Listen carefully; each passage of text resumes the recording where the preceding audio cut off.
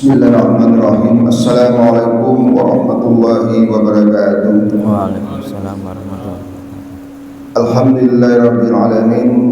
Wassalatu wassalamu ala asyrafil anbiya wal mursalin wa ala alihi wa sahbihi ajmain, amma ba'd. Bapak-bapak, ibu-ibu, hadirin jamaah salat subuh Masjid Al-Falah berbahagia.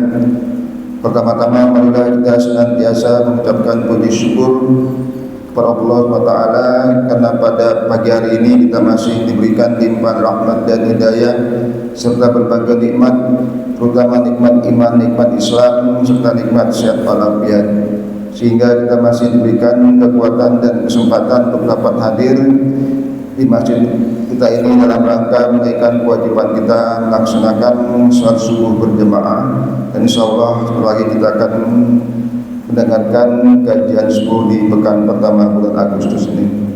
Salawat dan salam tak lupa sampaikan kepada junjungan kita Nabi Muhammad SAW, beserta keluarga, sahabat dan umatnya hingga akhir zaman.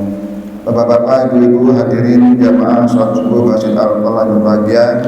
Alhamdulillah hadir guru kita Ustaz Anin Lubdi LC MA yang pada pagi hari ini dapat giliran untuk menyampaikan kajian subuh di pekan pertama bulan Agustus ini. Dan sesuai dengan yang kami sampaikan di WA Group bahwa pada pagi hari ini kita akan membahas fikih ibadah, khususnya ibadah sholat dengan tema gerakan dan bacaan sholat.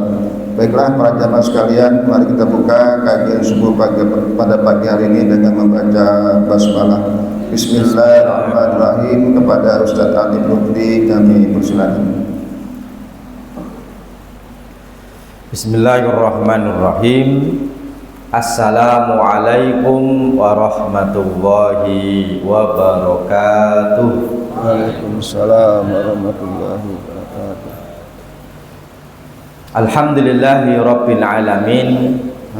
Wassalatu wassalamu ala asyrafil anbiya'i wal mursalin, nabiyina wa maulana Muhammad wa ala alihi wa ashabihi wa man sara ala nahjihi ila yaumiddin. Rabbi syrah li sadri wa yassir li amri wahlul 'uqdatan min lisani yafqahu qauli, amma ba'du. Bapak-bapak, ibu-ibu, teman-teman jamaah sholat subuh Masjid Jami Al-Falah yang tak lupa yang hadir pada kesempatan pagi hari ini, saya selalu berdoa memohon kepada Allah semoga Bapak Ibu semua dalam keadaan sehat walafiat. Semoga Allah Subhanahu wa ta'ala selalu meridhoi kita, selalu memberikan rahmat dan maghfirahnya kepada kita semuanya. Dan semoga kita semua selalu istiqomah dalam kebaikan, istiqomah dalam ketaatan, istiqomah dalam jalan yang lurus dalam agama kita. Kelak ketika kita mengakhiri hayat kita, semoga kita dalam keadaan terbaik kita, husnul khatimah, amin ya rabbal alamin. Hari ini kita akan membahas tentang fikih sholat. Ini sebagai salah satu cara kita untuk benar-benar menjadikan sholat kita menjadi khusyuk, benar-benar menjadikan sholat kita berkualitas, sehingga sholat ini benar-benar menjadi kebahagiaan kita di dunia dan juga menjadi kebahagiaan kita di akhirat. Karena kadang-kadang dalam kehidupan kita, Pak, tidak semuanya membahagiakan. Ya, maksudnya apa? Kalau Bapak kadang-kadang tidak bahagia gara-gara faktor kesehatan, ya Pak ya, kadang-kadang sudah lututnya sudah mulai kerasa, naik ke Al-Falah sudah mulai kerasa, Karena saya kalau ke masjid ini Pak, pasti sampai lantai 2 itu deg-degan Pak. Ya, karena naik ya Pak ya. Yang mungkin ya faktor kesehatannya nggak masalah, tapi faktor keuangannya bermasalah. Ya Pak ya. Ada yang uangnya sih nggak masalah, sehatnya nggak masalah, ternyata keluarganya bermasalah. Ada Pak ya, namanya hidup pasti ada masalah. Keluarganya nggak masalah Pak, uangnya nggak masalah, sehatnya juga masalah, pemerintahnya bermasalah ya, ada. Pemerintah sono jauh ya Pak ya, nggak sini. Ya nggak semuanya, maksudnya kan cuma mencontohkan, bukan pemerintah kita bermasalah, bukan ya Pak ya. Pokoknya Bapak uangnya nganggur Pak, di rekening, oh diblokir ya Pak ya. Tapi tenang aja, nggak jadi ya Pak ya. Ya kalau Bapak sih tenang aja, kenapa? Orang nggak ada uangnya ya Pak ya. Kalau nggak ada uang kan tenang Pak, yang nggak tenang kalau duitnya banyak ya Pak ya. Tanahnya nganggur disita negara katanya gitu ya, walaupun itu bukan hak milik Pak, hak guna yang nanti tapi kan kadang-kadang ya, apalagi macam-macam lah ya dalam kehidupan di dunia itu memang awalnya gara-gara masalah. Makanya kalau di dunia kok nggak bermasalah, jangan-jangan memang sebentar lagi sudah nggak di dunia. Kenapa? Ya karena manusia kenapa di dunia Pak, itu kira-kira karena masalah nggak Pak? Ya masalah. Buktinya apa? Turun ke dunia gara-gara nggak boleh makan, malah apa? Makan, kan gitu ya. Berarti karena apa? Masalah. Ya.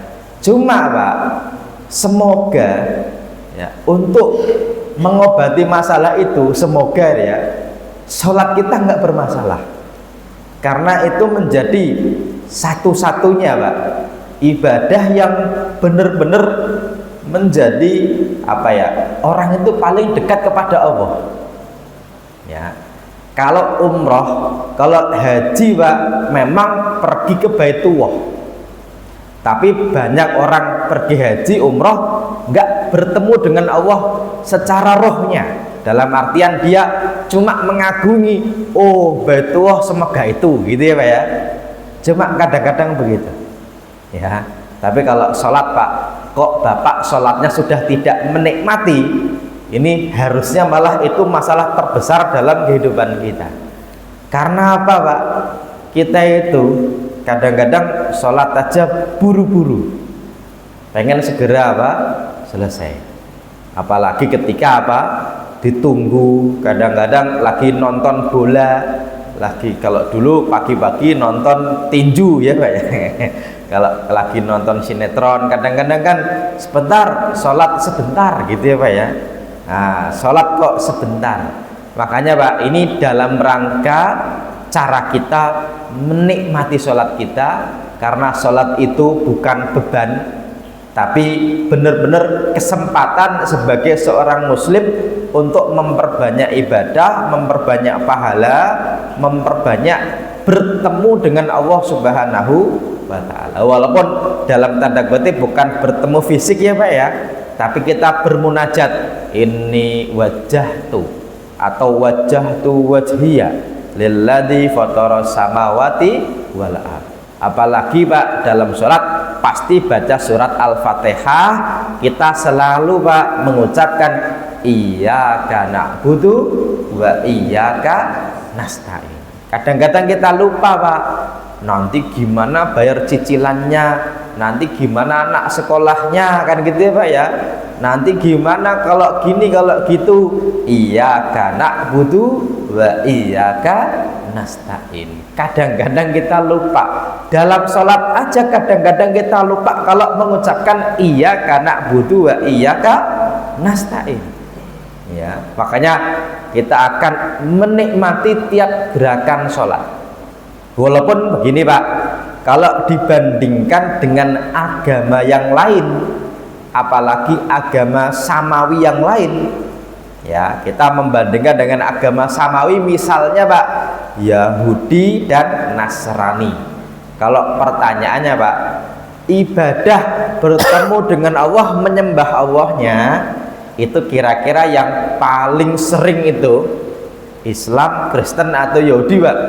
Islam. Ya, Islam ya, Pak ya. Buktinya apa? Sehari berapa kali minimal? 5 kali. Sujudnya berapa kali, Pak? Ya kalau rokaatnya 17 itu kan baru rokaatnya tuh, Pak tuh. Kalau 1 rokaat berapa kali sujud?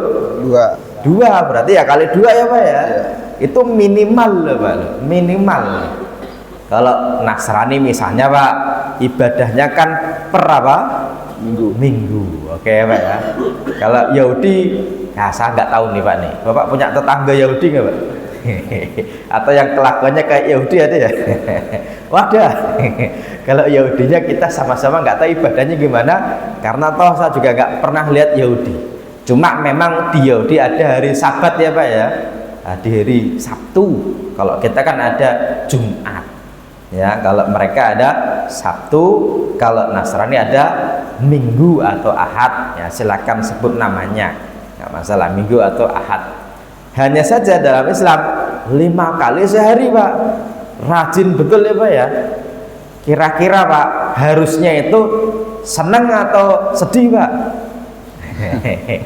Enak ya, kenapa? Seminggu sekali ya, Pak ya. Oke, tapi gini, kalau Sabtu Minggu kan Bapak libur tuh, Pak tuh. Oke ya, kan jalan-jalan. Kalau boleh milih, Pak, harusnya Minggu itu jalan-jalan atau ibadah, Pak? Ya, kalau minggunya Bapak ibadah, malah nggak jalan-jalan. Justru orang Indonesia itu harusnya bersyukur karena Jumat nggak libur. Kenapa? Sabtu Minggu Bapak bisa full jalan-jalan. Kenapa, Pak? Ibarat gini, Indonesia misalnya nih, Pak nih, libur diganti hari Jumat Sabtu gitu misalnya, Pak ya.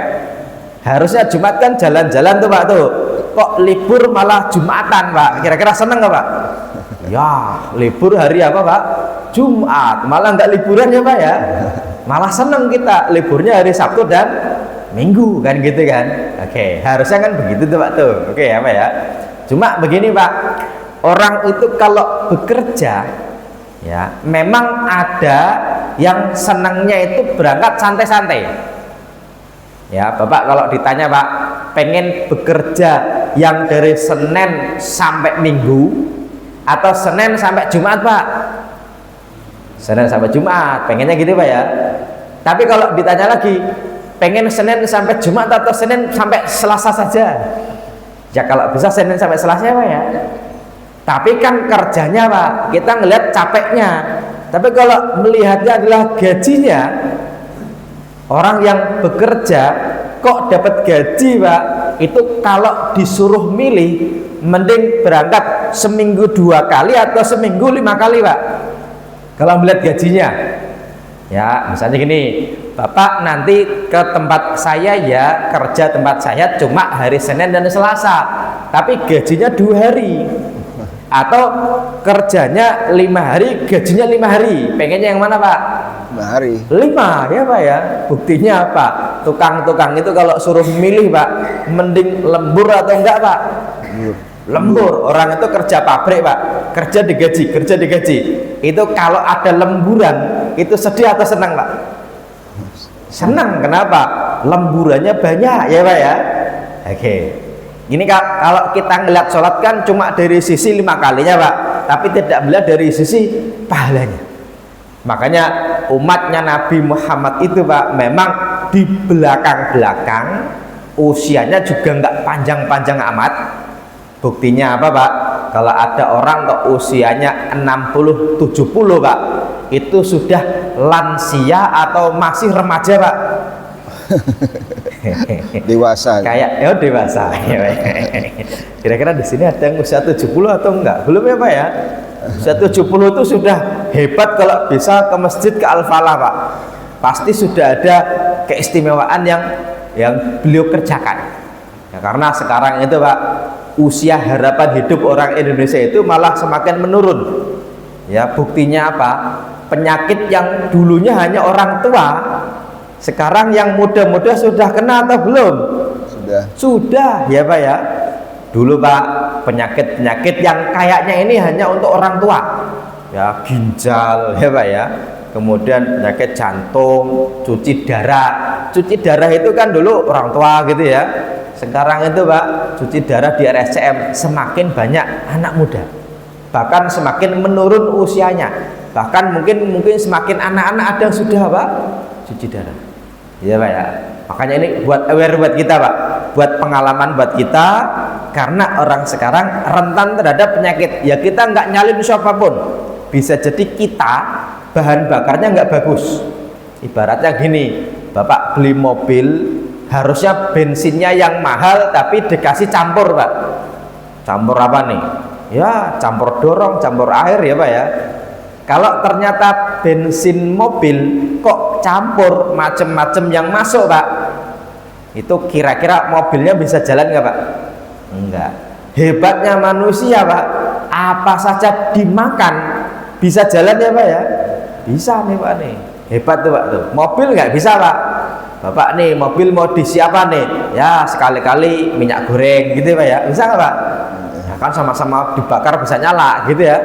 Walaupun mobil itu sama-sama bahan bakar, solar bahan bakar, bensin bahan bakar, tapi kalau mobil solar kok dikasih bensin Pak, bisa jalan atau enggak Pak? Enggak ya Pak ya. Hebatnya manusia Pak. Bahkan kalau sakit, yang penting makan bergizi, protein tinggi, istirahat cukup, itu bisa recovery. Makanya para dokter bilang gini Pak, sel tubuh kita kan terdiri dari banyak sel Pak tuh, itu tidak ada yang seumuran dengan kita, karena sebulan sekali mengalami regenerasi ya. Sel-sel kita itu Pak, itu enggak ada yang seumuran dengan kita, katanya begitu Pak. Walau saya juga enggak ahli kedokteran, katanya gitu ya. Dan salah satu yang menjadi keistimewaan umat Islam Pak, meskipun usianya tidak panjang-panjang amat, toh hidup kita misalnya gini, Bapak kalau ditanya ini kira-kira pengen hidup sampai usia berapa Pak? Ya nggak tahu ya Pak Ustaz ya. 100 pengen nggak Pak? 100? Enggak. Enggak. Ya udah, enggak mau malah, enggak mau ya. Ya nggak tahu ya Pak ya. Tapi kan 100 itu ya sudah hebat. Kalau sehat gitu ya Pak ya. 80 kayaknya jarang sih. Ya samain yang lain aja gitu ya Pak ya. Jangan terlalu cepat juga jangan terlalu apa? Lama gitu ya. Kalaupun kita misalnya hidupnya 65, kecepatan nggak Pak? Kecepatan ya udah 70 ya Pak ya, 70 ya. Kira-kira kalau usia balik kita itu kok 12, berarti kan ya udah 72 aja biar enak ngitungnya ya Pak ya. Itu kalau dari usia balik 12 Pak, kok usia kita 72, ini sudah di atas rata-rata nih Pak nih. Itu ya paling-paling ibadahnya 60 tahun ya Pak ya. 60 tahun itu pun kalau dari awal kita sholat Pak. Kalau umat terdahulu Pak, kita bisa bayangkan ya, Nabi Nuh ya Pak ya, itu dakwahnya saja berapa tahun Pak? 950 tahun. Itu dakwahnya itu Pak tuh. Berarti beliau pasti usianya lebih dari itu Pak. Dan memang ya tidak ada riwayat menyebutkan terus usia umatnya berapa. Ya Pak ya. Kan bisa jadi gini Pak, beliaunya memang usianya lama, tapi umatnya bisa jadi usianya cepat. Cuma Pak, asumsinya istri beliau itu kan juga ternyata ikut jadi korban banjir bandang ya Pak ya. Dan istri beliau bukan nabi. Pertanyaannya, kalau istri beliau jadi korban banjir bandang dan beliau bukan nabi Pak, berarti sampai akhir hayat beliau itu juga usianya mirip-mirip dengan Nabi Nuh. Artinya usia orang-orang zaman itu ya segitu kira-kira ya Pak ya, kira-kira begitu Pak. Kalau sekarang kok ada usia 100 ke atas itu sudah hebat. Di zaman itu 1000-an ya Pak ya. Padahal kita Pak tahun dari Masehi itu baru 2000 ya Pak ya. Bayangkan baru 2000 itu Pak tuh ya. Kita kan baru tahun berapa? 2025. Nabi Nuh 1000-an tahun Pak. Berarti setengahnya dari masanya Nabi Isa alaihissalam. Bisa dibayangkan begitu ya Pak ya. Makanya saya itu pernah Pak ngaji begini, itu ada salah satu jamaahnya itu dokter spesialis di RSCM Pak. Iya. Spesialisnya unik, ini jarang-jarang, namanya spesialis stem cell. Nah, Mati. Ini ibu nggak dengar. Oke. Spesialis stem cell. Bapak pernah dengar stem cell ya Pak ya? Pernah nggak? Belum. Jadi beliau itu Pak, regenerasi selnya itu Pak, itu direkayasa. Jadi apa namanya, kan orang itu kan kadang-kadang usianya muda, mukanya tua, ada ya Pak ya? Oke ya. Berarti ini dia awet tua Pak, karena sejak muda sudah tua, ada ya Pak ya? Ada yang awet muda karena walaupun sudah tua tapi ternyata badannya masih seperti muda. Itu kan karena regenerasi selnya bagus. Salah satu caranya itu tidurnya teratur Pak, karena sel kita itu ya beregenerasi ketika kita tidur. Makanya kalau orang tidurnya kurang itu biasanya mukanya cepat layu Pak ya, karena malam itu tidak bisa digantikan dengan siang. Tidur malam tidak bisa digantikan dengan tidur siang walaupun jamnya sama, karena jam biologis manusia itu Pak, itu ada waja'alna laila waja'alna nahara ma'asya, kan gitu Pak ya. Waja'alna laila libasa, itu Allah sudah mengatur Pak antara siang dan malam ya. Yang tadi saya pengen cerita ya, dokter ini nih ya, namanya nanti salah seorang dokter spesialis di RSCM Pak, beliau tuh bilang gini, Ustadz, dengan ditemukannya stem cell ini Pak, usia itu bisa hanya sekedar mitos. Loh, kok bisa? Karena beliau ternyata Pak, salah satu apa namanya kegiatannya itu meregenerasi, merekayasa generasi dari sel kita ya. Ini kesempatan kali ini kita akan berbicara mengenai gerakan dan bacaan sholat. Setidaknya Pak, keinginan kita dengan mengetahui gerakan bacaan sholat, kita bisa lebih berkualitas lagi sholatnya. Setidaknya kalau nanti kita tahu gerakannya Nabi bagaimana, kita bisa terapkan dalam sholat kita. Kalau kita tahu Pak bacaannya Nabi bagaimana, kita bisa terapkan. Apalagi kalau kita sampai tahu artinya masing-masing apa yang kita baca ya Pak ya. Makanya nanti kalau kita membahas tentang bacaan sholat, saya akan pelan-pelankan, saya akan sampaikan bahasa Arabnya, hadisnya, sekaligus artinya ya. Karena gini Pak, ternyata banyak di antara kita,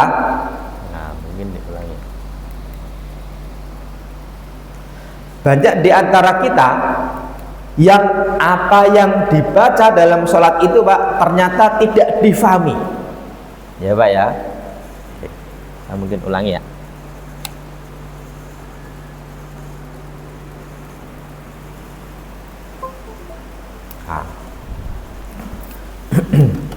Nah, mungkin kipasnya bisa dimatiin aja nih yang depan, ini cuma ke saya doang nih yang dua nih. Boleh kalau dua ini mau dimatiin boleh, kalau bisa, kalau enggak ya enggak apa-apa. Oh, harus mati semua ya? Enggak ya, yang ini aja nih. Yang ini nih, barangkali ya kita efisiensi anggaran APBN ya Pak ya. Oke, saya lanjutkan ya. Setidaknya Pak, ini harapannya dengan kita mengetahui gerakan dan bacaan sholat, kita bisa mengetahui Pak mana yang urgen harus benar, mana yang kalau salah nggak apa-apa. Ini penting nih Pak nih. Kenapa? Karena kadang-kadang gini Pak, ada orang sholat bacaannya nggak bagus-bagus amat, tapi maksa jadi imam.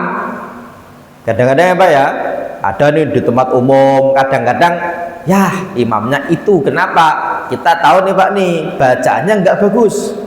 Walaupun bacaan nggak bagus itu ada kalanya suaranya yang nggak bagus, ada kalanya memang tajwidnya nggak bagus. Kalau suaranya nggak bagus itu memang sudah pemberian dari Allah Pak ya. Walaupun apa namanya itu bisa dilatih, tapi memang kebanyakan dari pemberian dari Allah. Tapi kalau tajwidnya tidak bagus, dibagi dua, apakah yang tidak bagus surat Al-Fatihah atau setelah surat Al-Fatihah. Kalau surat Al-Fatihahnya saja kacau, maka bisa jadi sholatnya tidak sah, karena rukun sholat diantaranya membaca surat Al-Fatihah. apalagi ketika sampai merubah makna. Contoh apa? Iyaka dibaca iyaki, wah ini kacau.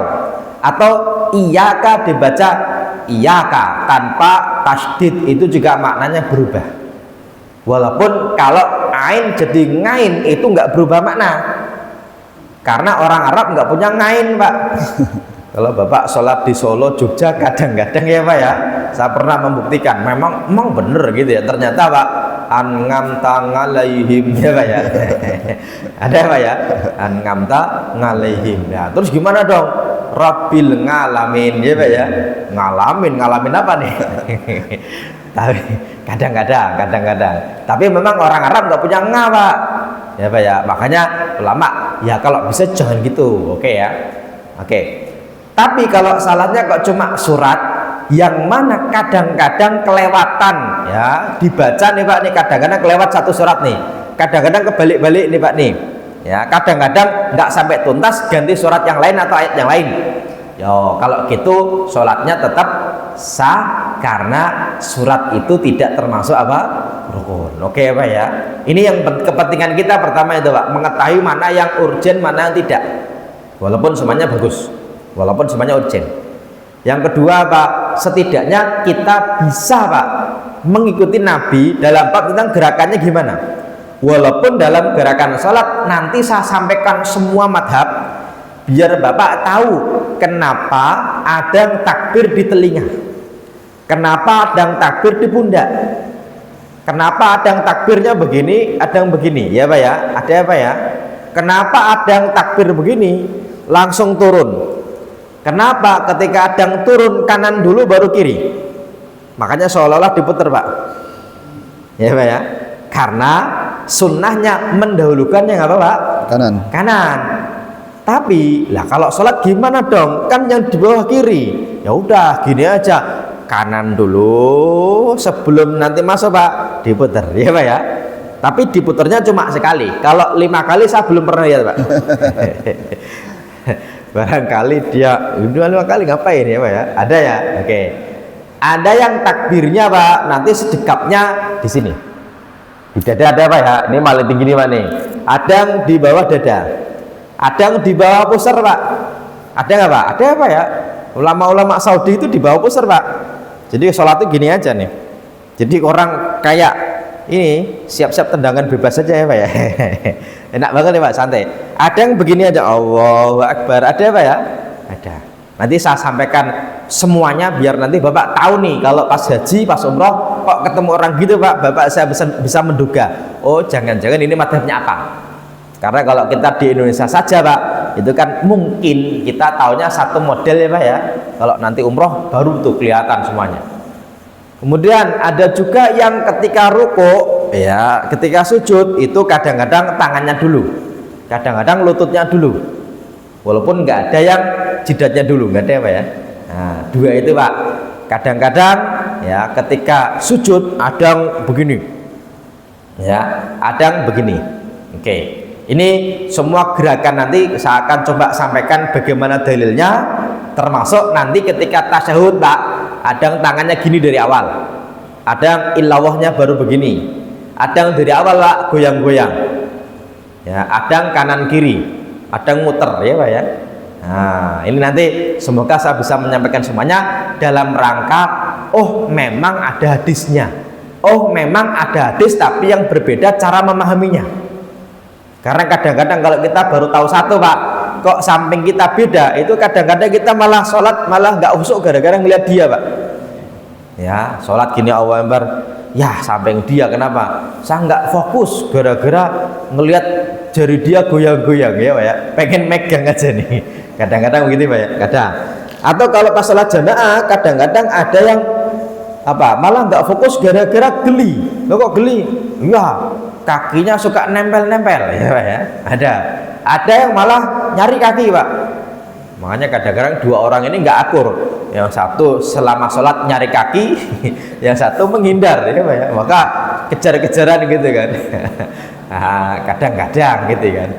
Tapi gimana dong? Ya memang ada yang seperti itu. Makanya nanti yang poin yang kedua, semoga dengan menyampaikan semuanya kita bisa tahu semuanya ya Pak ya. Termasuk bacaannya pun beragam Pak. Ya misalnya gini, ada yang pakai wabar kabiro ya Pak ya, ada yang bait baini. Walaupun sebenarnya doa iftitah itu ada 10-an model. Ya, nanti kita akan sampaikan pelan-pelan, dan semoga dengan mengetahui gerakan bacaan tadi Pak, kita bisa lebih khusyuk lagi, kita meniru bagaimana Nabi sholat, tidak ngarang-ngarang. Karena orang suka ngarang gini Pak, banyak orang mengadakan pelatihan sholat khusyuk, seolah-olah sholat itu kontemplasi Pak. Ya, seolah-olah sholat itu apa? Kontemplasi, seolah-olah dengan sholat dia nggak ingat apapun. Ya, padahal Nabi sholat itu ya ingat apa saja. Makanya kalau kita sholat kok tidak ingat apapun, itu nanti bahaya Pak. Kenapa bahaya? Justru malah nggak tahu Bapak rokat ke berapa ya Pak ya. Kan nggak tahu gitu kan. Makanya khusyuk itu nanti yang kita tiru bukan siapa-siapa tapi Nabi. Ya, karena kita sholat ikut Nabi, dan ternyata Pak, Nabi sholat juga pernah nyempetin sholatnya, memperlama sholatnya.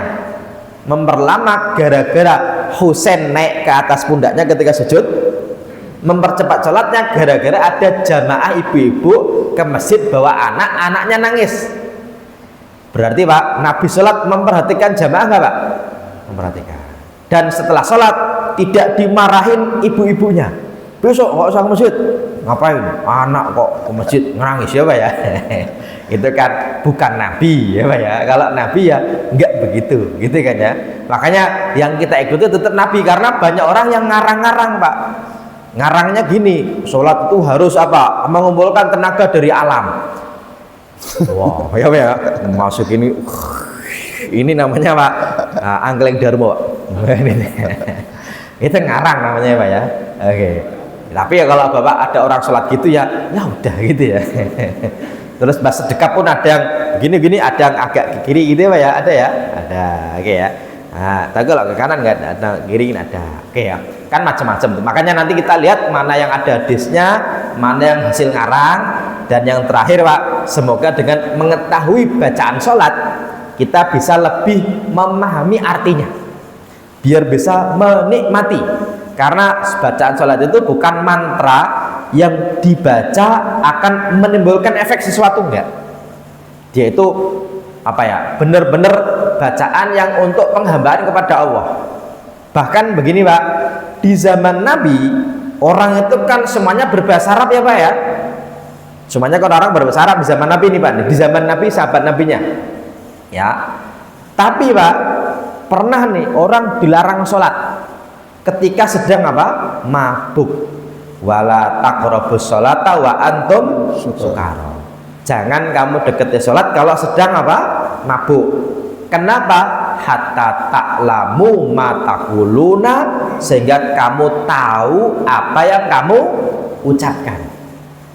Makanya Pak, sampai hari ini ada orang yang menafsiri ayat ini dengan seenaknya, dengan cara gini. Kamu sholat nggak tahu artinya, ngapain? Kan sholat biar ingat kepada Allah ya Pak ya. Berarti kalau kamu sholat nggak tahu artinya, itu sama saja dengan orang apa? Mabuk. Mending saya ya Pak ya, saya walaupun nggak sholat tapi ingat Allah, saya tahu artinya. Ini kan apa ya, kaum filosofis yang sebenarnya malah sholat tapi nyari-nyari alasan ya Pak ya.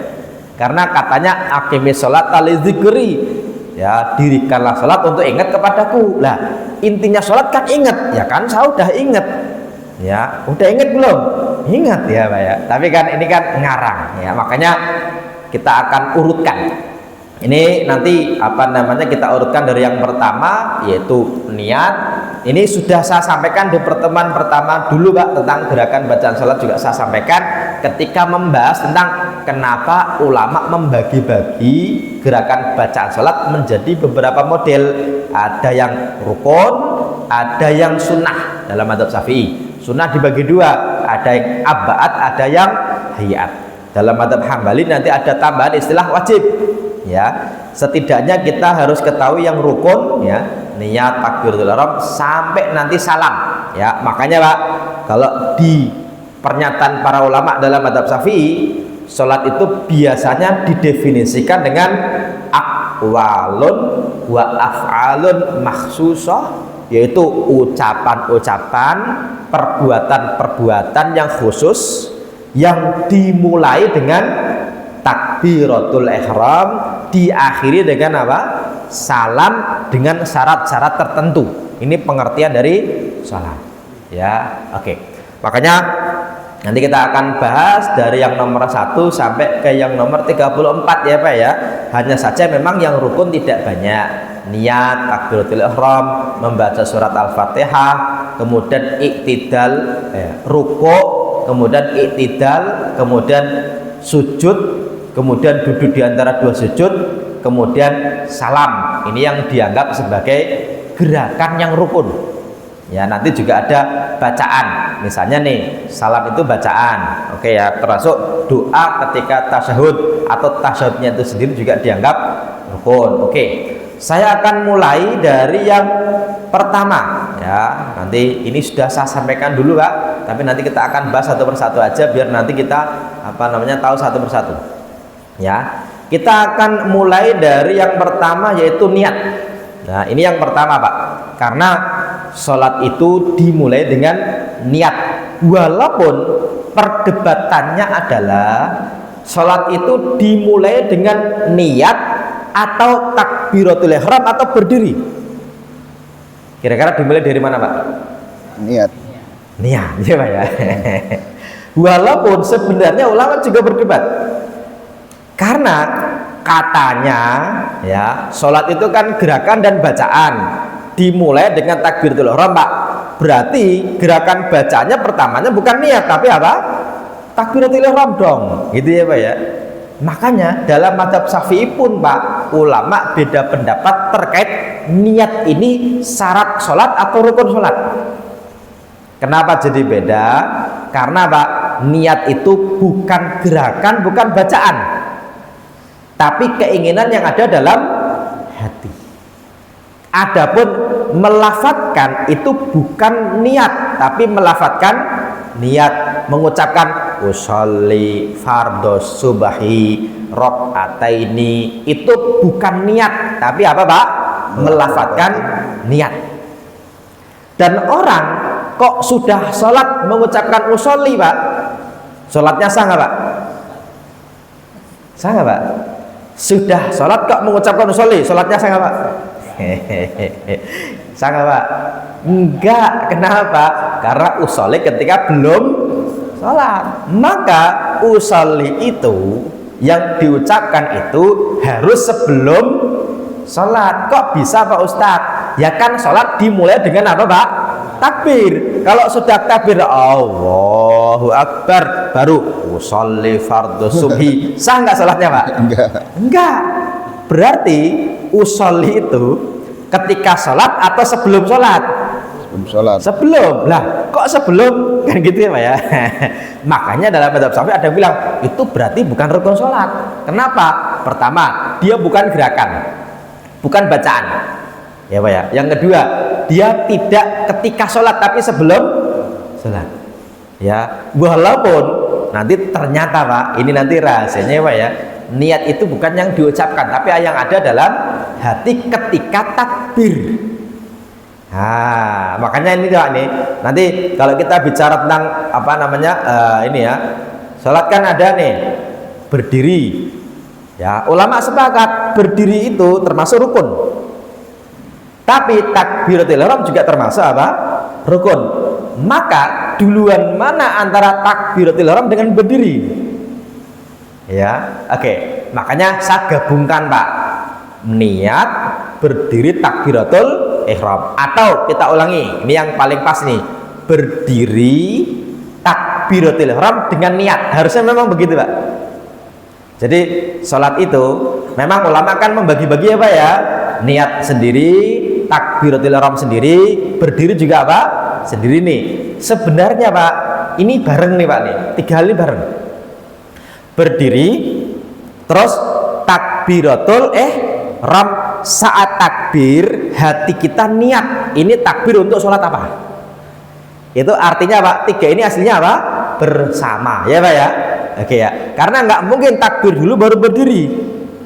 Yang ada takbir sambil apa Pak? Berdiri. Oke ya. Oke. Walaupun biasanya Pak, para ulama ngurutin, sholat adalah gerakan bacaan yang dimulai dengan takbiratul ihram. Makanya Pak, kalau bab niat ini nanti contohnya nih, kita akan lihat nih. Secara umum dalilnya yang disepakati gini, wa ma umirul illa liya'budu wa mukhlishina lahuddin. Oke, innamal a'malu binniyat. Ini hadis umum Pak. Ya. Cuma niatnya di mana? Dalam hati. Oke, kita akan baca misalnya nih Pak nih. Oke ya Pak ya. Nanti pernyataan dalam madzhab Syafi'i Pak. Ya, oke. Nanti dalam madzhab Syafi'i itu sebentar. Ini niat. Kalau Imam Syafi'i bilang itu, ya nanti bilangnya gini, niat. Oke. Gerakan dan bacaan sholat itu nanti kita lihat nih Pak, mohon maaf. Ya, Imam Syafi'i itu bilangnya malah niat itu bersamaan dengan takbir. Ya, mohon maaf. Kita lihat gerakan sholat. Nanti sifat sholat. Ini sifat sholat Nabi. Oke. Ini kalau kita baca nih prakteknya nih Pak nih, takbiratul. Ini niat. Nih, Imam Syafi'i bilangnya gini Pak nih. Ini orang ini kadang-kadang salah paham nih Pak nih. Salah pahamnya gini. Dalam kitabnya Al-Um, Imam Syafi'i bilang gini Pak. Wan niyatu, niat itu la taqumu maqamat takbir, tidak bisa menggantikan posisi takbir. Artinya takbir sendiri, niat sendiri.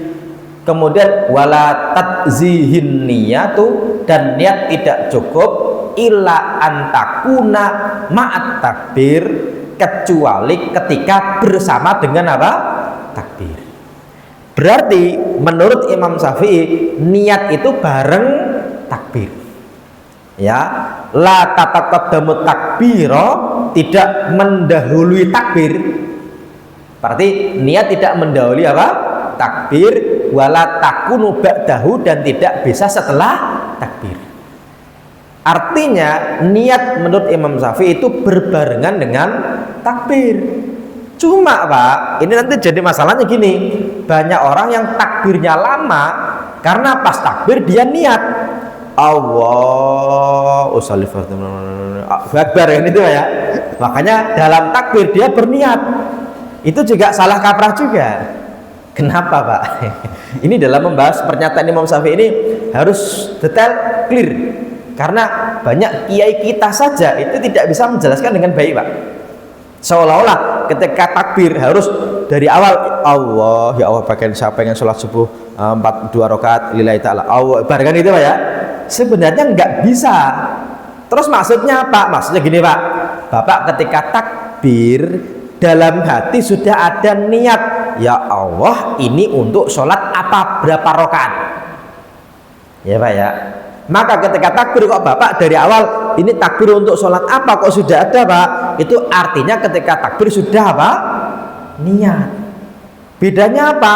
Kalau gini nih Pak nih, lesannya mengatakan usolli fardhu duhri, tapi hatinya mengatakan usolli fardhul asri Pak. Berarti yang jadi yang di lesan atau yang di hati? Di hati. Karena kadang-kadang Pak, ini kalau duhur dan asar memang jarang salah lah ya. Contoh gini, usolli sunnatan apa? Qobliyatas subhi. Kadang-kadang jadi usolli fardhu subhi. Sama-sama 2 rakaat Pak tuh. Berarti salah antara fardhu dan sunnah. Kan harusnya kan qobliyah subuh. Tapi kadang-kadang niatnya apa? Sholat subuh. Kalau lesannya bilang usolli fardhu subhi, hatinya bilang qobliyah subuh Pak. Yang jadi fardhu subuh atau qobliyah Pak? Qobliyah. Karena yang jadi yang di dalam hati walaupun lesannya keliru. Karena kadang-kadang orang itu Pak menyebut keliru padahal hatinya pengennya ngomong apa? Mungkin nggak Pak? Mungkin ya Pak ya. Bapak misalnya ini, wah besok saya mau ke Jogja, padahal pengennya ke Solo. Mungkin ya Pak ya? Mungkin. Saya mau umroh padahal pengennya haji Pak. Mungkin ya Pak ya? Mungkin. Karena kadang-kadang lesan itu nggak sinkron dengan yang di pikiran dan yang di hati. Ini kalau sudah mulai nggak sinkron Pak, berarti sudah harus banyak tobat ya Pak ya. Jangan-jangan memang kabelnya sudah mulai agak-agak banyak masalah ya Pak ya. Kadang-kadang ya. Mungkin juga banyak pikiran dan sebagainya. Tapi kalau nggak sinkron antara lisan dan hati, yang jadi adalah apa? Hati. Hanya saja ya, orang itu membahasakan niat itu usolli. Padahal itu bukan niat, tapi membantu hati untuk mengisi niat. Kebayang ya Pak ya? Artinya kalau sholat kok nggak usolli, boleh ya Pak? Boleh. Boleh. Yang penting niat. Dan niat itu bukan apa? Usolli. Kebayang ya Pak ya? Kebayang ya? Oke.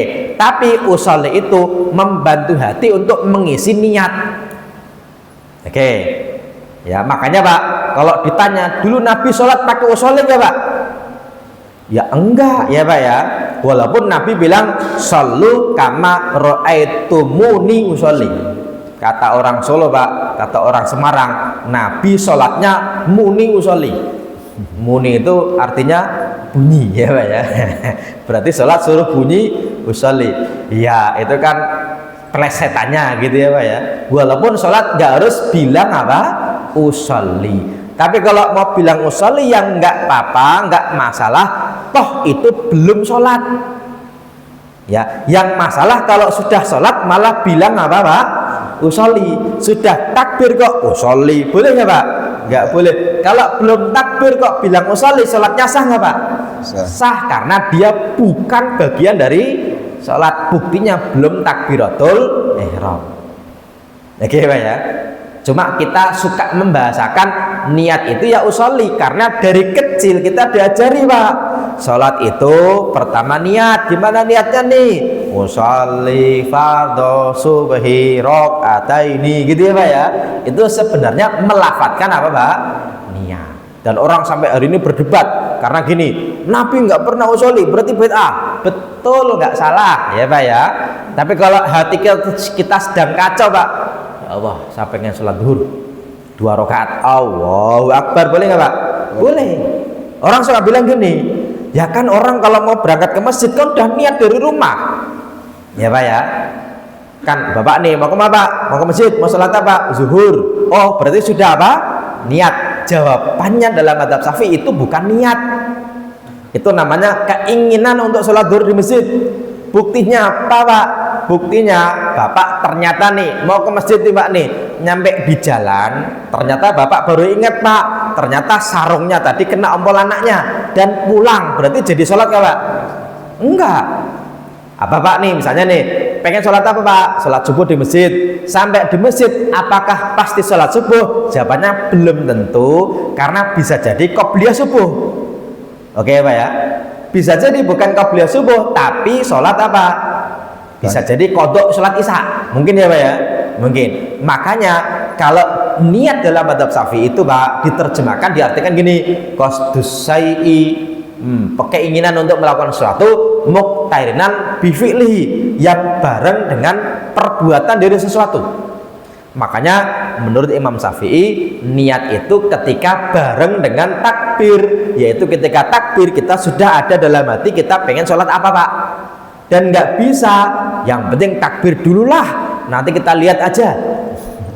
Lihat aja itu maksudnya gini Pak, Bapak ke masjid nih Pak nih, tolah-toleh, udah jam ini, udah jam 12:30 kok nggak ada yang datang, bahkan mungkin jam 12 gitu ya, kok nggak ada yang datang nih. Ya udahlah, nggak di sini misalnya di tempat jauh Pak, di tempat yang tidak biasa, jam 12 siang ternyata masjidnya masih kosong Pak, padahal sudah zuhur. Bapak tolak-tolak nggak ada orang ya Pak ya. Ya udahlah, sholat qobliyah dulu saja. Qobliyah apa Pak? Zuhur. Berarti takbirnya tadi untuk qobliyah apa? Zuhur. Kok ternyata Pak di tengah sholat nih ada rombongan baru datang, ada orang sholat, yaudah makmum saja, tet gitu ya Pak ya. Kan biasanya kan megang pundak tuh Pak tuh, makmum gitu ya Pak ya. Walaupun nggak harus megang pundak sih, bilang juga boleh Pak. Pak Imam, saya mau makmum, boleh Pak. Yang nggak boleh imamnya jawab, ya udah silakan, yang boleh Pak. Makanya nggak ada syariat harus ngapain Pak. Bapak takbir langsung pun boleh. Cuma kalau takbir langsung kan tantangannya kadang-kadang imamnya nggak tahu kalau dimakmumin ya Pak ya. Makanya kita sukanya apa? Noelnya di pundak, walaupun yang nggak harus pundak, boleh telinga, boleh ya Pak ya. Tapi ngapain telinga? Ya kan pundak juga nggak ada dalilnya. Ya nggak boleh bokong Pak, nanti dia marah ya Pak ya. Maka kalau ditanya dalilnya ada nggak ada ya. Tapi kalau pundak gitu kan, pertanyaannya gini Pak, tadi kan dari awal dia pengennya qobliyah, boleh nggak di tengah-tengah, ada yang mau banyak nih, ya udahlah sekalian saja sholat apa Pak? Zuhur kan gitu ya Pak ya. Jawabannya nggak boleh, karena dari awal takbirnya untuk sholat qobliyah zuhur. Oke ya, makanya memang niat ini penting Pak. Cuma memang para ulama membahasakan bahwasanya sebenarnya niat itu bukan usollinya ya Pak ya, tapi apa? Keinginan dalam hati ketika pas apa? Takbir. Walaupun usollinya keliru, harusnya usolli fardhu duhri, tapi hatinya sudah bilang fardhul asri Pak. Yang jadi adalah yang di dalam hati. Jadi bisa difahami ya Pak ya tentang niatnya ya. Oke. Walaupun sebenarnya bab niat nanti cukup banyak Pak, cukup banyak tentang perdebatannya. Ya karena apa? Karena ternyata nanti ada kalanya niatnya berubah di tengah jalan. Bisa boleh, bisa tidak. Ada kalanya Pak, niatnya imam dan makmum berbeda. Ya, jadi ada perpindahan niat, ada perbedaan niat antara imam dan makmum. Perpindahan niat itu contohnya gini. Ya, Bapak nih lagi sholat apa zuhur, sudah 1 rakaat, pengen sholat zuhur harusnya 4 rakaat. Ternyata Pak ada azan, ada jamaah.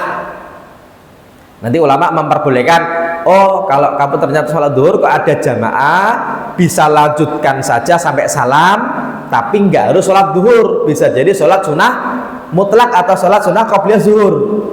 Contoh gini, Bapak masuk masjid itu Pak ya, ternyata nggak ada orang, terus Bapak pengen sholat zuhur, ternyata ada jamaah banyak Pak, ya udahlah jangan dibatalin sholatnya, tapi lanjutkan. Kalau ternyata kok bisa 2 rakaat maka 2 rakaat, tapi niatnya Pak dari wajib jadi apa? Sunnah, dari sholat fardu jadi sholat sunnah. Ini para ulama memperbolehkan dengan keadaan tertentu. Ya, keadaan tertentunya dengan tadi ya Pak ya, harusnya sholat zuhur tapi ternyata ada jamaah sholat, ya udahlah kita niatnya ganti saja. Itu perpindahan niat dari satu ke yang lainnya. Tapi Pak kalau sama-sama fardu itu nggak bisa ganti. Kalau Bapak niatnya sudah dari awal sholat zuhur, misalnya nih Bapak sholat asar, niat dari awal sholat asar, kok ternyata baru ingat ketika sholat, tadi kan zuhur belum sholat, ya udahlah ini untuk zuhur dulu, nggak bisa, karena dari awal sudah niat sholat apa? Asar. Apalagi kalau perpindahan dari sunnah menuju fardu, nggak bisa Pak, karena dari awal takbirnya untuk sholat sunnah. Misalnya tadi apa ya, Bapak sholat qobliyah, tahu-tahu ada makmum banyak, terus Bapak ya udahlah pindah saja ke sholat fardu. Ini nggak bisa Pak. Walaupun Pak dalilnya apa Pak Ustadz? Dalilnya adalah dalil umum innamal a'malu binniyat.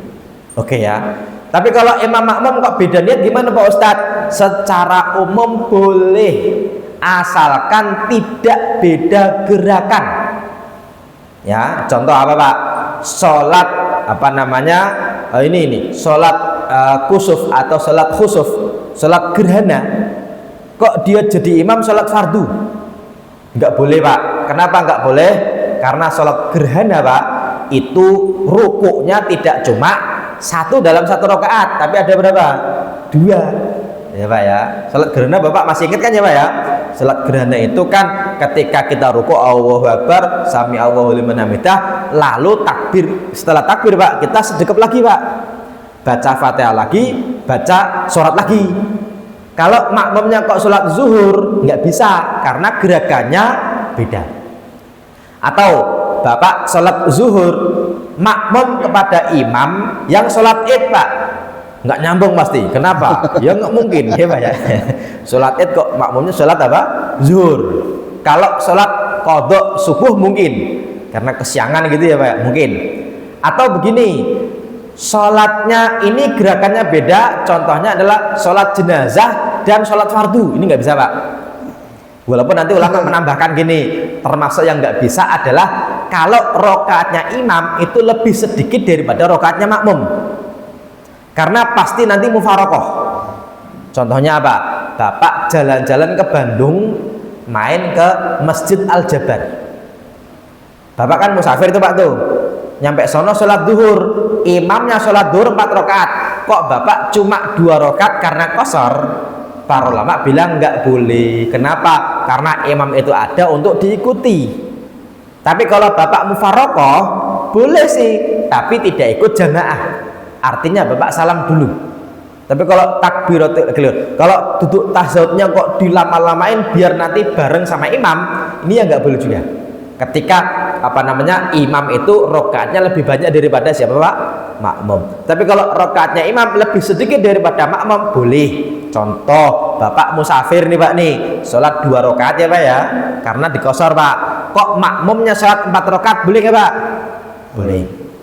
Termasuk Pak, beda niat ketika imamnya sholat fardu, makmumnya sholat sunnah, boleh nggak? Boleh. Imamnya sholat sunnah, makmumnya sholat fardu, boleh nggak Pak? Boleh. Apa dalilnya? Pertama, dalilnya adalah dari Mu'adz bin Jabal Pak. Mu'adz bin Jabal sholat isya bersama Nabi. Bersama Nabi sudah sholat isya, sampai di kampungnya jadi imam lagi Pak. Maka yang kedua itu sunnah, tapi belakangnya sholat apa? Fardu. Pernah juga ada sahabat Nabi yang telah sholat, Nabi bilang, siapa yang mau memberi sedekah pahala? Caranya, yang sholat fardu jadi imam, yang pengen memberi pahala di belakangnya sholat apa Pak? Sunnah. Maka imamnya sholat fardu, makmumnya sholat sunnah. Boleh nggak Pak? Boleh. Termasuk nih bapak nih ba'diyah zuhur, kok tahu-tahu ada makmum, boleh nggak Pak? Boleh. Tanpa tahu sholatnya apa imam, boleh, nggak masalah ya Pak ya. Oke. Ini tentang bab niat, insya Allah nanti kita lanjutkan di pertemuan yang lainnya. Sudah suruk ya Pak Ji ya? Ya. Oke ya. Ini biar ada tambahan dari bapak-bapak, silakan kalau ada yang mau dikonfirmasi atau mau ditanyakan dari yang tema yang saya sampaikan ada atau tidak, silakan. Silakan. Tes. Oh.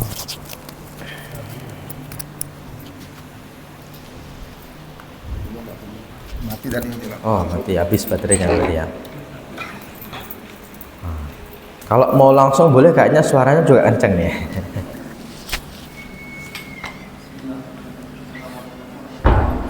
Waalaikumsalam warahmatullahi wabarakatuh. Oh, udah bisa.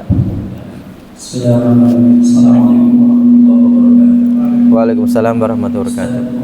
Tentang ketidaksinkronan antara niat dan amal. Faktornya karena 2, karena ketidaktahuan dan karena kesengajaan. Misalnya contoh realnya gini kan, saya mau bikin SIM-nya pengennya cepat. Karena kalau saya pakai proses yang dibuat sama pemerintah atau polisi Malaysia itu kelamaan, ngabisin waktu. Nah, kemudian saya kasih uang ke polisi, niatnya sedekah ke polisi, niatnya diubah. Saya bilang udahlah sedekah aja ke polisi.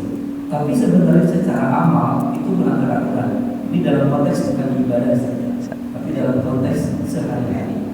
Sehingga itu faktornya karena kesengajaan. Tapi ada juga faktor yang ketidaktahuan. Jadi misalnya saya pejabat atau penguasa, kemudian saya melakukan sesuatu, tidak ada niat sama sekali untuk merugikan negara, nggak ada niat sama sekali untuk merugikan negara. Kemudian karena dia tidak ada niat merugikan negara, kemudian yang dilakukannya itu sebenarnya karena dia tidak tahu, oh ternyata merugikan negara. Dia sudah menjalankan sesuatu, nggak ada niat apa-apa, kemudian dia sudah merugikan negara, sehingga dia dihukum sama negara. Karena nggak ada niat, kok nggak ada niat saya dihukum gitu? Karena kan saya tidak tahu, saya nggak ada niat untuk merugikan negara. Saya nggak tahu kalau itu ada aturannya, kalau saya melakukan itu tidak boleh. Nah, dalam konteks ini niat dan amal tidak sinkron itu mana yang kita harus pegang? Niatnya apa amalnya? Kalau sesuatu tidak sinkron karena ketidaktahuan atau tidak sengaja. Terima kasih. Assalamualaikum warahmatullahi wabarakatuh. Waalaikumsalam warahmatullahi wabarakatuh. Bagus pertanyaan. Sebenarnya gini Pak, tentang niat ya. Yang pertama misalnya nih, bisa sengaja bisa tidak sengaja ya. Walaupun bikin SIM contohnya Pak, kita bayar kepada oknum, sebut saja ya Pak ya. Kalau kita sebut institusi nanti bisa kena ya Pak. Oknum, walaupun kalau dikumpulin jadi satu kompi Pak. Ini sebenarnya Pak, memang ini jadi salah satu yang jadi perdebatan ya. Kenapa? Karena kalau bisa lama kenapa harus cepat ya Pak ya. Kalau bisa dipersulit kenapa dipermudah gitu kan. Makanya tagline-nya itu kan apa, polisi itu tagline dari saya Pak ya, itu suka membantu Pak sebenarnya ya. Misalnya Bapak nih ditelang di jalan, mau dibantu gitu Pak ya, dibantu sidang gitu kan. Dan suka damai Pak, dah damai aja ya, makanya ada uang damai ya Pak ya. Kalaupun gini Pak, kalau Bapak kok bisa ya mengerjakan dengan aturan yang ada, bagus ya. Tapi kalau ternyata dipersulit, ini jadi debatable nih. Ada ulama yang memperbolehkan selama kita memperjuangkan hak kita, kok dipersulit Pak, kok harus keluar uang, maka kalau kita membayar itu dosanya kepada yang menerima. Kalau orang menuntut apa Pak? Haknya. Kalau sampai hanya dengan itu kita bisa dapat. Cuma masalahnya kan ini Pak, emang sesusah apa sih gitu ya Pak ya membuat SIM. Gini, kalau saya niatnya gini, ini saya nggak tahu tapi dibantu oleh polisi sendiri. Jadi polisinya itu bilang sendiri Pak, mau buat SIM ya udah sama saya, kan gitu Pak ya. Dan saya nggak tahu aturannya bagaimana, pokoknya taunya saya dia itu polisi berarti dia tahu. Ya, saya tuh pertama buat SIM gitu Pak. Dan itu kan banyak terjadi ya Pak ya. SIM A nih misalnya nih, harusnya kan ujian satu-satu Pak. Itu kadang-kadang Pak, beliau yang nyopir, yang pengen buat SIM di belakang saja, ngikutin. Pokoknya nanti contohnya ini gitu Pak ya. Ya kan mereka yang buat aturan.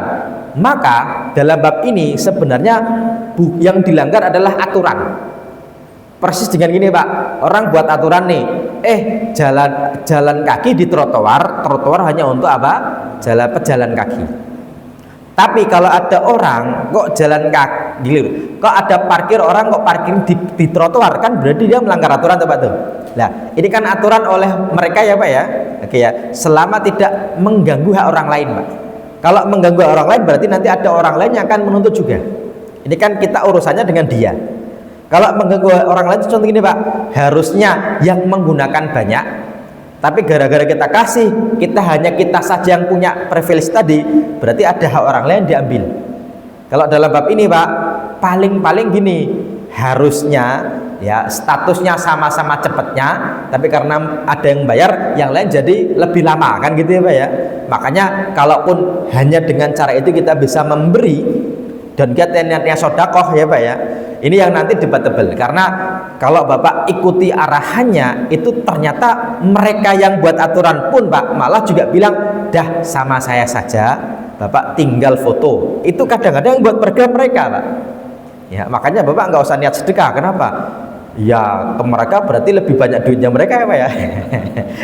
Setidaknya gini Pak, kita nggak usah mikirin pahala, karena toh juga kita nggak tahu berpahala atau tidak. Setidaknya saya pengen mengambil hak saya sebagai warga negara, saya pengen dapat surat izin mengemudi ya, ternyata dibantu sama Pak polisi, ya saya seneng ya Pak ya. Terus duitnya gimana? Ya udahlah silahkan diambil, tapi saya nggak niat apapun, nggak niat sedekah, nggak niat nyuap, pokoknya suruh bayar sekian ya saya bayar gitu aja ya Pak ya. Karena kalau Bapak niatnya sedekah kan ada keinginan untuk dapat pahala Pak, dan belum tentu juga dapat apa? Pahala. Maka nggak usah niat apa? Sedekah. Ya niat aja dimakan jin gitu aja ya Pak ya.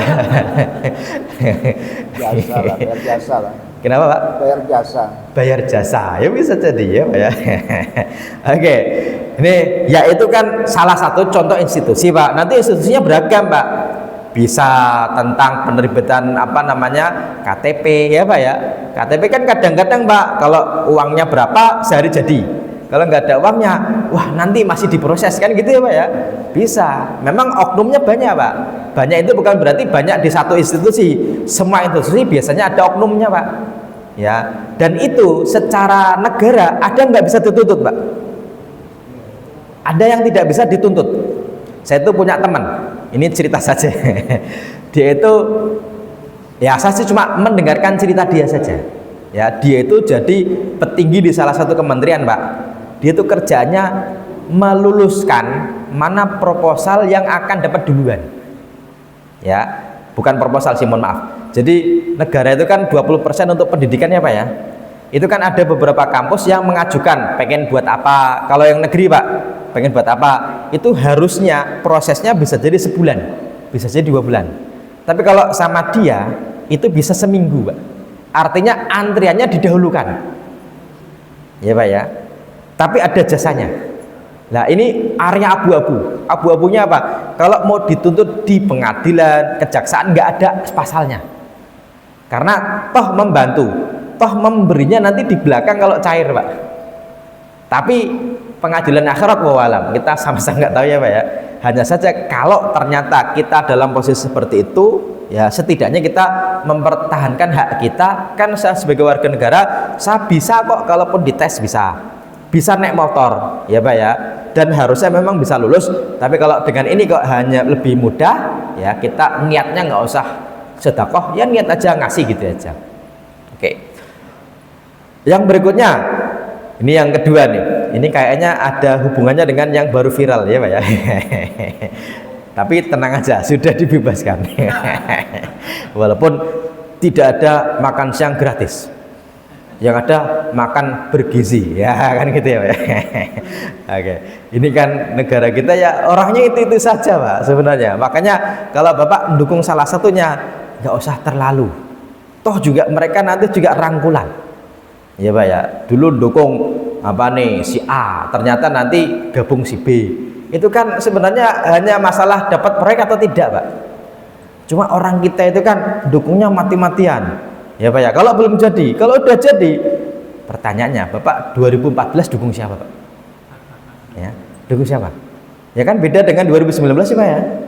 2014 dukung itu, 2024 nggak dukung itu. Kan orangnya sama Pak. Ya Pak ya, yang 2019 yang Bapak kemarin dukung, itu kan kemarin juga dukung yang mendukung 2014. Sama ya Pak ya? Sama kan? Dan orangnya itu aja kan Pak ya? Artinya bisa jadi mereka rangkulan kita nggak tahu, bisa jadi habis itu masak nasi goreng makan-makan bareng bisa ya Pak ya. Nah, kan diplomasi nasi goreng ada ya Pak ya? Ada. Cuma kan ada yang dikorbankan dan kebetulan Pak itu bersamaan dengan keinginan kita. Toh si yang kemarin dibebasin dulunya Pak dukung yang Bapak musuhi sekarang nggak Pak? Sebut saja namanya Tom Lembong. Sebut saja ya Pak, contoh ya Pak ya. Dia pernah jadi apa anak buahnya Pak Jokowi nggak Pak? Pernah ya Pak ya? Menterinya pernah ya Pak ya? Pernah, kan masalahnya dulu pernah bareng dapat uang gaji ya Pak ya. Sekarang nggak sejalan. Gitu aja kan Pak ya? Gitu aja kan. Makanya dalam kasus seperti ini saya itu take easy. Take easy itu maksudnya atur aja lah gitu ya Pak ya. Tapi kita boleh ngobrol, boleh ngomong, boleh lah. Karena ternyata Pak banyak pejabat yang memang sengaja dijebak biar ada pegangannya. Ya, biar ada pegangannya tuh gini, sengaja salah. Sengaja ya Pak ya. Ini tahu nih akan salah nih. Tapi dipegang. Kalau kamu macam-macam, saya punya kasus ini nih Pak nih. Nanti bisa dimunculkan kalau kamu macam-macam. Bisa nggak Pak? Bisa. Ya Pak ya. Dijebaknya macam-macam. Bisa dengan perempuan, bisa apa ya? Cara memegang orang kan dengan kasih kasus atau kasih uang. Kalau nggak bisa kasih uang berarti kasih apa? Kasus, kan gitu kan? Cuma kebetulan yang sekarang Bapak bila itu sejalan dengan kita, itu aja Pak. Ya, terus gimana dong Pak Ustadz? Santai aja, ya Pak ya. Kalau saya sih santai aja. Kenapa? Toh itu urusan duniawi. Hanya saja begini Pak, saya tuh punya dosen Pak, pernah di penjara. Dulu menteri di zaman Megawati, menteri agama. Namanya siapa? Habib apa namanya? Siapa namanya? Sayyid Agil Hussein Al-Munawar. Iya Pak ya. Pernah di penjara nggak Pak? Pernah. Gara-gara apa? Tanda tangan ada uang abadi, ya dana abadi, malah buat beli sarung untuk bagi-bagi. Ya kan salah Bisa jadi kan pembisiknya, nggak apa-apa, ini tanda tangan. Itu tanda tangan nanti Pak, jadi penjara tuh Pak. Padahal tidak niat merugikan. Ya. Tapi ya itu kan urusan hukum itu kan kesepakatan bersama tuh Pak tuh. Kenapa disebut salah, kenapa disebut tidak salah kan kesepakatan tuh Pak tuh. Ada yang disepakati salah, ada yang sebenarnya dalam agama nggak salah, tapi bisa dipermasalahkan. Misalnya Pak, nikah siri Pak. Ya Pak ya. Nikah siri itu kan bermasalah dari sisi negara Pak. Tapi kalau syarat rukunnya terpenuhi, boleh nggak Pak? Boleh. Tapi bisa dipenjara kalau ternyata istri sahnya menggugat karena dianggap berzina. Bisa nggak Pak? Bisa, karena di negara nggak sah dan dianggap berzina dan istri sahnya menuntut. Bisa nggak Pak? Bisa ya Pak ya. Bisa jadi ini istri yang dinikahi siri dia merasa dia menzinai saya, bisa jadi Pak ya, bisa. Makanya hukum manusia itu kan tergantung yang buat Pak. Bisa jadi di suatu masa benar, di masa lain keliru Pak, bisa jadi. Kan gitu ya Pak ya. Makanya kalau bicara mengenai hukum, ya namanya hukum manusia Pak. Sangat mungkin kan oleh negara dianggap keliru, bisa jadi tidak keliru di suatu masa. Bisa ya Pak ya? Bisa. Ini kan masalah biasa saja. Hanya saja tentang merugikan atau tidak, itu kan juga debatable Pak. Kenapa? Sebuah kebijakan gitu ya, merugikan negara. Contoh gini Pak, orang sekarang itu rasmani itu narik uang dari bank. Oke Pak ya. Dan bisa jadi negara kolab gara-gara bank nggak punya uang. Bisa nggak Pak? Bisa. Dan itu yang paling ditakuti, karena bank nggak punya uang. Bank itu Pak, duitnya banyak tapi bukan duit dia. Duit siapa? Nasabah Pak. Gedungnya gede, karyawannya gajinya banyak, ya Pak ya. Tapi duitnya dari siapa? Ya dari nasabah. Dan uang kita bisa jadi nggak ada Pak. Dia cuma muterin doang ya Pak ya. Bangun gedung, itu kan uangnya orang tuh Pak tuh. Kalau ternyata ada terjadi rasmani, penarikan uang besar-besaran Pak, gara-gara kebijakan yang 3 bulan nggak ada transaksi Pak, diapain Pak? Dianggap dorman, diblokir ya Pak ya. Dan negara kolab Pak, itu bisa jadi dipenjara nggak Pak? Harusnya bisa gitu ya Pak ya. Tapi kan pasal ini kan bisa dimainkan ya. Hanya saja tetap pengadilan tertinggi adalah Allah Subhanahu wa taala besok di yaumul qiyamah. Oke ya Pak ya. Ini masalah dia kriminalisasi dan lain sebagainya, kan hanya sudut pandang Pak, sudut pandang. Karena bisa jadi banyak yang kriminal tapi tidak dipermasalahkan. Bisa ya Pak ya? Bisa, dan lain sebagainya. Ya kayak misalnya nih, haji yang tahun lalu ada menterinya, kok sekarang nggak ditangkap-tangkap? Ya bisa jadi bukan nggak salah, tapi belum aja gitu ya Pak ya? Bisa aja, bisa kan? Bisa. Ya, dan itu itu bener-bener bareng saya atau musuh saya gitu Pak. Politik kan begitu tuh Pak tuh ya. Dalam konteks agama yang diberikan niatnya. Kalau dalam konteks dalam agama bisa dua-duanya. Kadang-kadang niatnya, kadang-kadang tidak niatnya. Karena gini Pak, niat itu misalnya nih, kita lepas dari hukum ya Pak ya, kita bicara mengenai muamalah saja Pak. Muamalah itu bisa niatnya, bisa akadnya. Ya, contoh nih, ada orang niatnya baik Pak, tapi akadnya keliru, itu nggak jadi. Contoh gini, ada bapak nih bilang ke anaknya, kepada mantunya, kepada calon mantunya, niatnya itu menikahkan, tapi akadnya, saya jual anak saya kepadamu 5 juta ya Pak ya. Itu berarti Pak niatnya menikahkan, tapi akadnya adalah jual beli. Boleh nggak? Nggak boleh, walaupun niatnya adalah nikah ya Pak ya. Nggak jadi nih Pak nih, karena memang ada yang harus akadnya nikah. Walaupun yang menikahkan, yang menjual itu bapaknya sendiri kepada calon mantunya.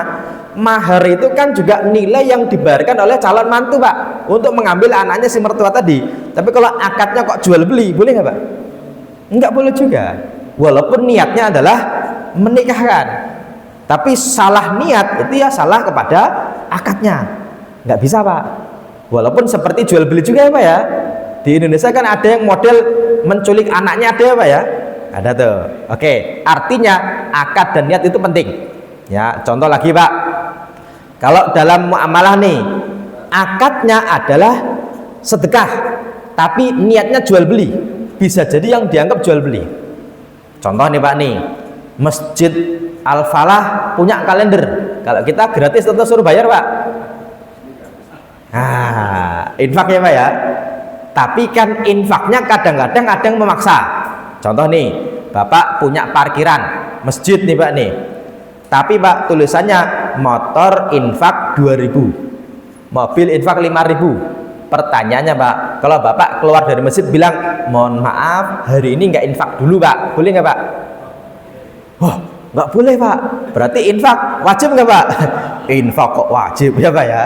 Berarti ini bukan infak, tapi apa? Jual jasa, kan gitu ya Pak ya. Cuma kan pengennya jual jasanya itu dikamuflasikan dengan kata infak. Kalau mau infak bukan infak tapi infak Pak, iuran paksa ya Pak ya. Nah, makanya ini nggak sinkron nih Pak nih antara akad dengan keinginannya ya kayak. Termasuk gini, dalam syariat itu ada Pak, asalnya riba tapi diputer-puter seolah nggak riba. Contoh gini, ini namanya akad inah namanya ya. Inah itu Pak, kalau Bapak utang ke saya 10 juta, itu kan kalau saya bilang nanti kembali 15 juta kan riba tuh yang 5 juta. Sekarang kita ganti jual beli, tapi double jual belinya. Caranya gini, Bapak punya keinginan pinjam 5 juta, 10 juta. Tapi saya juga pengen keinginan untuk kembali 15 juta. Kalau jual beli nggak boleh. Terus gimana dong? Keliru. Kalau utang piutang dengan riba nggak boleh. Kita ganti jual beli aja. Caranya gini Pak. Pak, ini saya nggak punya 10 juta, tapi punya HP. Ini harganya 10 juta. Saya jual deh, nggak usah langsung sekarang, tapi kredit. Ini Bapak silakan beli 15 juta. HP saya 15 juta. Jual belinya saya Pak ya. Sah kan? Jual beli HP kredit berapa? 15 juta. Boleh ya Pak ya? Boleh. Kan jual beli tergantung nilai kesepakatan. Tapi kan saya bilang ini, kan Bapak nggak butuh HP, butuhnya apa? Uang. Ya udah gini aja, HP kan sudah Bapak beli 15 juta secara kredit Pak. Gini aja deh, HP-nya saya beli aja langsung hari ini cash. Berapa Pak Ustadz? 10 juta. Yaudah, berarti HP-nya saya beli cash berapa Pak? 10 juta. Berarti saya kantongin HP-nya, Bapak beli HP dari saya 15 juta secara kredit, Bapak jual ke saya 10 juta secara cash. Berarti jual beli. Tapi Bapak jadinya utang 15 juta. Tapi ada HP-nya. Boleh nggak Pak? Nah, niatnya apa nih kan gitu Pak ya?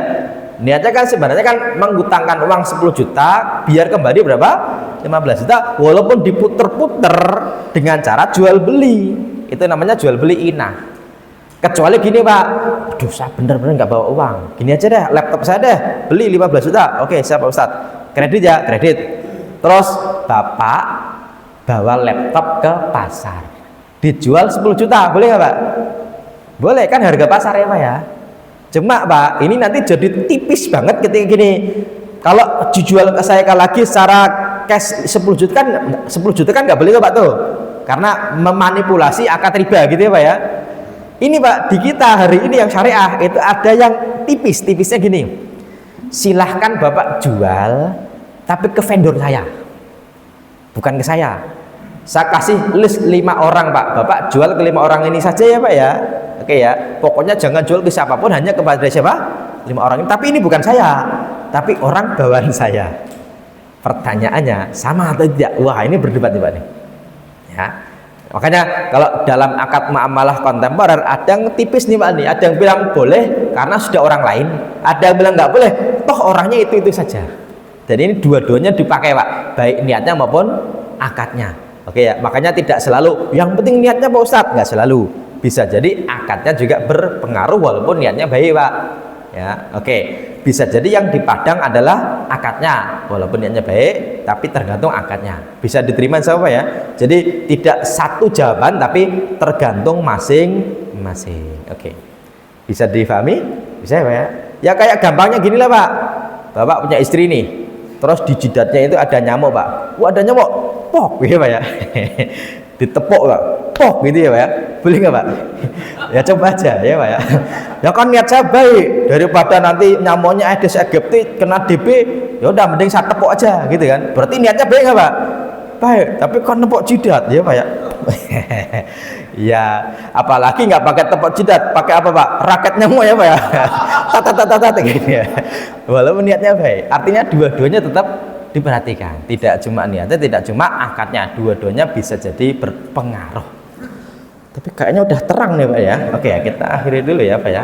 Oke, cukup ya. Kita kembalikan kepada moderator. Dari saya kurang lebihnya saya mohon maaf. Walafikum. Assalamualaikum warahmatullahi wabarakatuh. Waalaikumsalam warahmatullahi wabarakatuh. Terima kasih kami sampaikan kepada Ustaz Bukti telah menyampaikan kajian pada pagi hari ini. Mudah-mudahan bermanfaat bagi kita semua.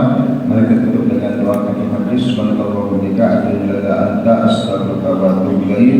Kami tutup dengan ucapan wassalamualaikum warahmatullahi wabarakatuh.